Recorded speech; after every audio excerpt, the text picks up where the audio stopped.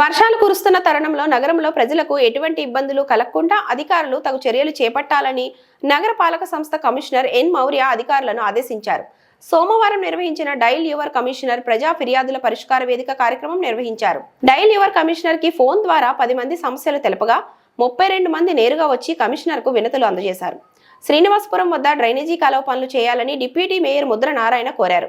ఈ సందర్భంగా కమిషనర్ మాట్లాడుతూ భూపాల్ హౌసింగ్ నందు నీటి వృధా చేస్తున్నారని, ఒకే సమయంలో నీరు సరఫరా చేయాలని, మా ఇంటి వద్ద ప్రమాదకరంగా ఉన్న చెట్టు తొలగించాలని, భవానీనగర్ నందు డ్రైనేజీ కాలువ మరమ్మతులు చేపట్టాలని, గెస్ట్ లైన్ డేస్ హోటల్ సమీపంలో మాస్టర్ ప్లాన్ రోడ్డులో భూమి కోల్పోయాను, టీడీఆర్ బ్యాండ్ ఇప్పించాలని, సాయి విష్ణు లేఅవుట్ నందు తుడా రోడ్డులో ఆక్రమణ నిర్మాణాలు తొలగించాలని, రైల్వే స్టేషన్ వద్ద తమ బంకు తొలగించారు, బ్యాంక్ ఆఫ్ బరోడా పక్కన ఏర్పాటు చేసుకుంటానని కోరారు.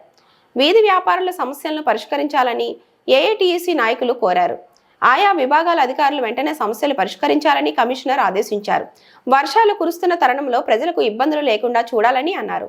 ఎక్కడా మరుగునీరు ఆగకుండా చెత్త తొలగించాలని అధికారులను ఆదేశించారు. ఈ కార్యక్రమంలో అదనపు commissioner Charan Tej Reddy, deputy commissioner Amaraiah, superintendent engineer Shyam Sundar, municipal engineer Tulasi Kumar, health officer doctor Yuva Anvesh, revenue అధికారులు సేతు మాధవ్ రవి, మేనేజర్ హసీం, ఏసీపీలు Balaji, Murthy, surveyor Koteswararao, veterinary officer doctor Nagendra, fire officer Srinivasulu తదితరులు పాల్గొన్నారు.